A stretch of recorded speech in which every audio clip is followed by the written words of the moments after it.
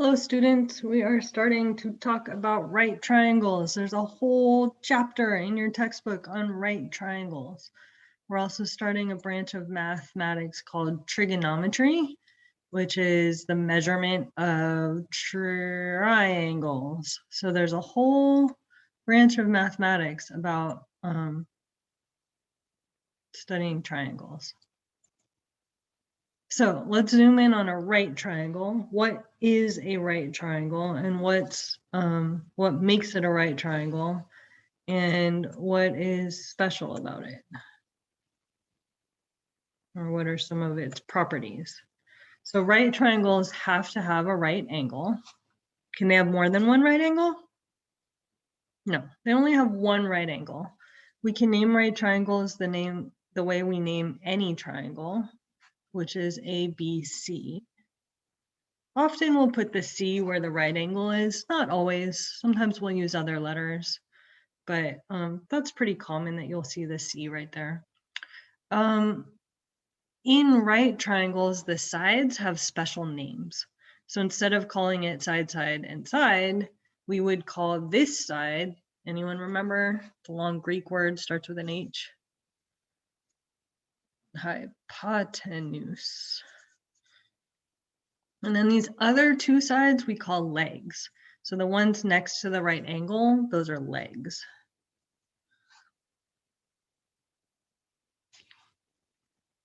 Sometimes we'll call this the length of this leg A because it's across from angle A. And sometimes we'll call the length of this leg B, and we'll call the length of the hypotenuse. We'll usually use the letter C for that because it's across from the right angle. Something else about right triangles. I'm trying to think. There's some special right triangles. We'll talk about those more. Okay, let's move on. Which triangles do you think are special? All right, so with right triangles, there's a really famous theorem. There's a really famous little formula. It's really easy to memorize because it's just has A, B, and C in it. So it's pretty easy to memorize. This theory, this theorem was known to ancient African civilizations way long time ago, 1,000 years before like the Greek civilization. And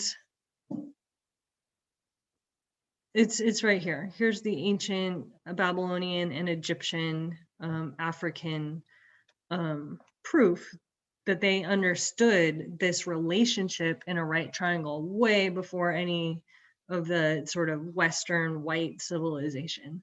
So this is an example of how in our history textbooks and in our math textbooks, we have this skew towards sort of like white culture and Western culture, when in reality, they took it from ancient African civilizations. So although you will generally see this given credit to this guy who was a Greek dude, he was really weird. He did not like beans. He's kind of an interesting historical character, but he didn't discover this relationship. So in our class, we're going to call this the right triangle theorem. In other classes, you'll see it referred to as this guy's theorem, but he stole it. So the right triangle theorem says that if you have a right triangle, then the square of the legs, the sum of the squares of the legs, is equal to the square of the hypotenuse. There are hundreds of different proofs of this, and I'm going to pause this for a second and show you one. Okay, you don't need the sound for this, but what we have is a right triangle, the yellow one. And on the sides, the legs of the right triangle are squares. And those two squares will fill a big square that's the length of the hypotenuse, or the square of the hypotenuse. So this is a proof of the right triangle theorem. The square of the hypotenuse is equal to the sum of the squares of the legs.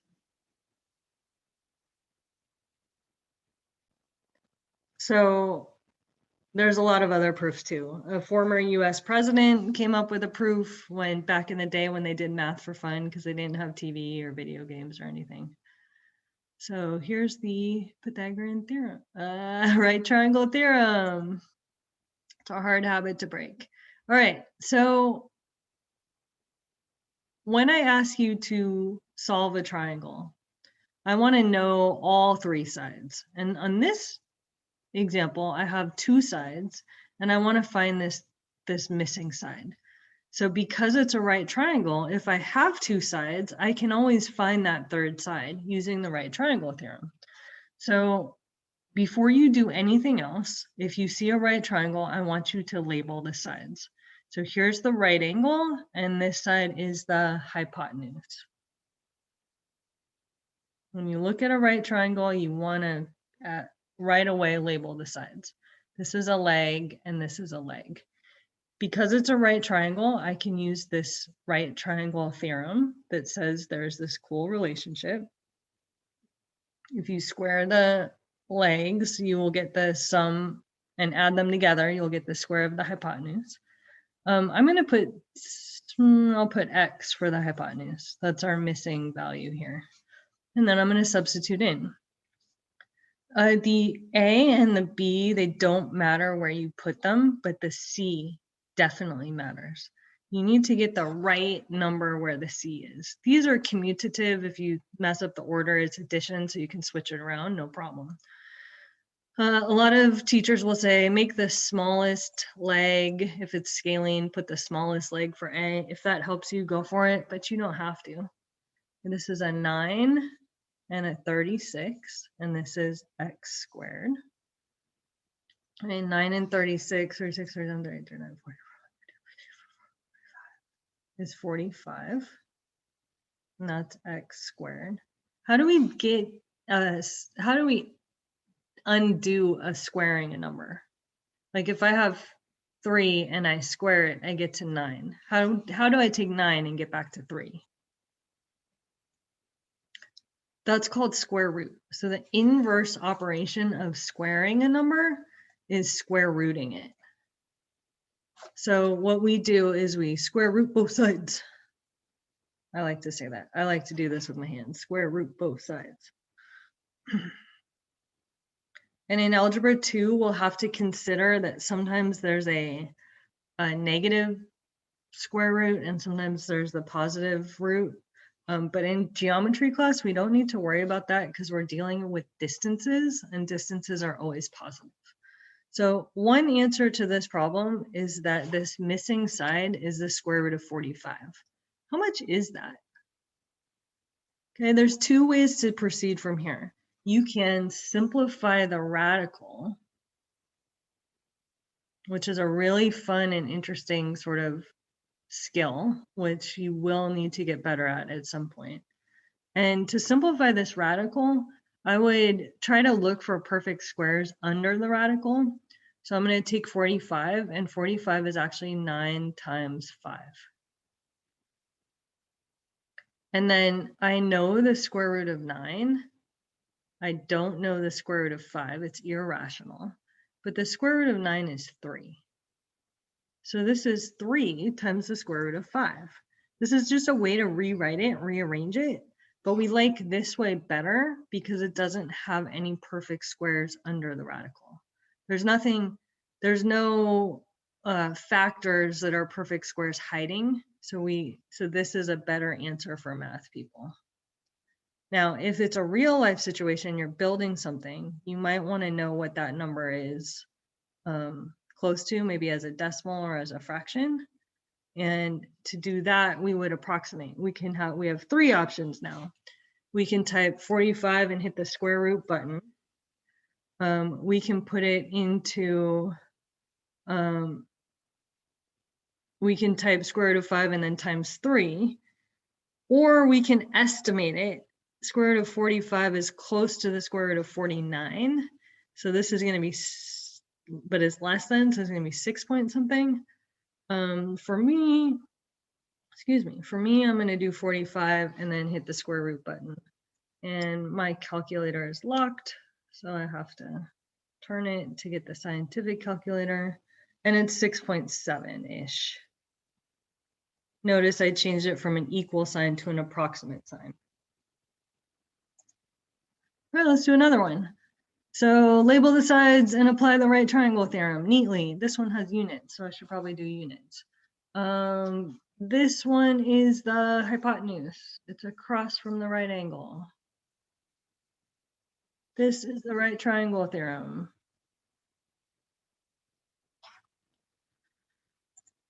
This is the hypotenuse has to go on by itself on that side. These other two don't matter. This one looks shorter, so I think I'll make that the a squared. And then these are legs. So I'm going to put the x here, and then I'm going to put the 13 squared. Okay. Really, the only way you can mess this up is if you don't put the 15 on this side. The 15 has to go on this side. And then we do some math. It's really good to memorize some of your perfect squares up to 15. And then this is 169. I have those memorized. Okay, now we have to do a little bit more work. We have to subtract 169 on both sides. Okay, that is, we're trying to figure out the value for x. 225 minus 169 is 56. And then we have x squared is 56. Okay, square root both sides. Square root both sides. Allowed if you're doing the same thing on both sides. Square root both sides. Okay, square root of x squared is x. Square root of 56. I'm just thinking about this off to the sides. 56, does it have any perfect squares in it? Like, well, it has 1, but that one doesn't work. How about 2 times 2? Does it have a 4 inside of it? It actually does. 56 is 4 times 14.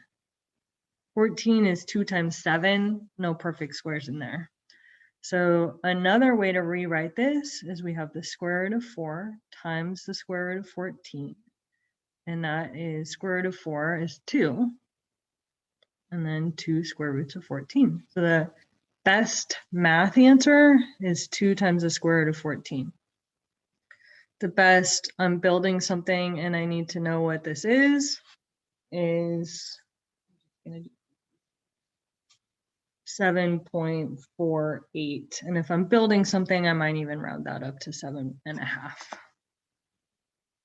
Okay, is that reasonable? Does it look like that could be 7.5? If it was 75 or 56, it would not be reasonable. If it was 100 something, it would not be reasonable. It's in the same sort of general vicinity as these. And then this would be yards. I should have included units along the way, but I did not. Oh well. All right, look at this one. It's different. What don't we know and what do we know? And this time we have all 3 sides, but we don't have a right angle. Is this a right angle? Maybe it is, maybe it's not. So this one, we can actually work backwards. So we worked a little bit at the beginning of the year about converse. So we had a statement, if you have a right triangle, then a squared plus b squared equals c squared. And then for this one, we're going to use the converse. If a squared plus b squared equals c squared, then you have a right triangle. So let's see if this is a right triangle. We have all 3 sides, and we're going to see if it works. So which side's the longest? This one. I'm going to make that one C. C is the longest. And then, I don't know, I'll just stick with A and B like that. So I'm going to do a squared plus 8 squared is 9 squared. And I actually am asking myself a question. I'm seeing if this is true. Is it true? Do these 3 numbers work in the right triangle theorem? Is it true that 36 plus 64 equals 81? Okay, this is 100. This is 81. This is not true. Okay. So is this a right triangle? No. Okay, because a squared plus b squared does not equal c squared, this is not a right triangle. If it's not a right triangle, what kind of triangle is it? Well, this is either going to be a bigger angle than 90 or it's going to be a smaller angle than 90. Which one do you think it is?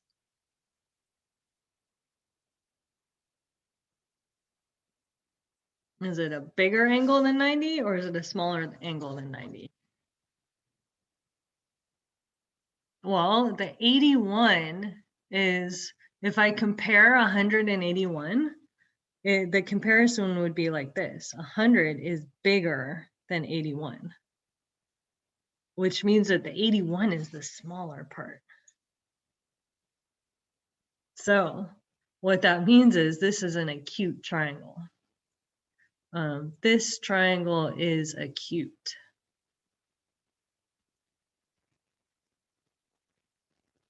Okay, so if you put numbers into a squared plus b squared equals c squared, and it's not equal, if the c side is smaller, like if it's equal, you have a right angle. If it's smaller for the c side, you have an acute triangle. Okay, and this is not for this one, but if you have a squared plus b squared is less than, if the c side gets longer, then you have an obtuse triangle. This is called the converse of the right triangle theorem. Converse of the right triangle theorem. So you have three side lengths, plug them in. If they work, it's a right triangle. If they don't, it's not. It's either acute or obtuse. Or tricky case, it's actually not even a triangle. That would be funny. Okay, here's proof that they had knowledge of these, this relationship way back in the day. I don't exactly know how this works. It looks pretty cool, but this is evidence that they knew about the relationship between the sides. So there are some special triples, right triangle triples. They're numbers that work. So I want to test some of these. Is 3 squared plus 4 squared equal to 5 squared? And we're gonna try to do some of these quickly in our head or with a calculator. So I have a calculator in my hand and I'm gonna do 3 squared is 9, 4 squared is 16. If I add those together, I get 25. Is it true? Yeah. So these three numbers make a right triangle. And this is the most important kind. We call this a 3, 4, 5. And if you're ever going to write a geometry textbook or make geometry worksheets, it's really good to know about 3, 4, 5s because it's a really easy way to make right triangles. And what about a 5, 6, 7? If I do 5 squared plus 6 squared, does it equal 7 squared? 5 squared is 25. I'm going to add to that 36. That equals 61. Okay, this is 61 and this is 49, not equal. So this one is yes. Okay, this one would be no, not a right triangle. We could figure out what kind it is, but I don't want to do that at the moment. How about a 5, 12, 13? Okay, is 5 squared plus 12 squared equal to 13 squared? Let's try it. 12 squared is 144, so I'm going to do 25 plus 144. That equals 169. It is. So this one is cool too. There's these holes, there's special whole numbers that work in the formula are called triples, right triangle triples. Okay, how about a 6, 8, 10? Is a 6 squared plus an 8 squared equal to 10 squared? Is 36 plus 64 equal to 100. Yeah, it is. Okay, that one works. Oh, this one's a little bit tricky. All right, 2 squared plus 2 squared. That's going to be 4 plus 4, which is 8. And this side is 8. How do you do 2 times the square root of 2 squared? Okay, what is that even? 2 times the square root of 2 squared is the same as 2 times the square root of 2 times 2 times the square root of 2. Then we can rearrange it. Then we're going to do 2 times the square root of 2 times the square root of 2. 2 times 2 is 4. What's the square root of 2 times the square root of 2? What's the square root of 4? What's the square root of 4? 2. This is 8. Okay. If you do 2 times the square root of 2 squared, you get 8. So this is these three numbers work. This is not a right triangle triple because this is not a whole number. It's irrational.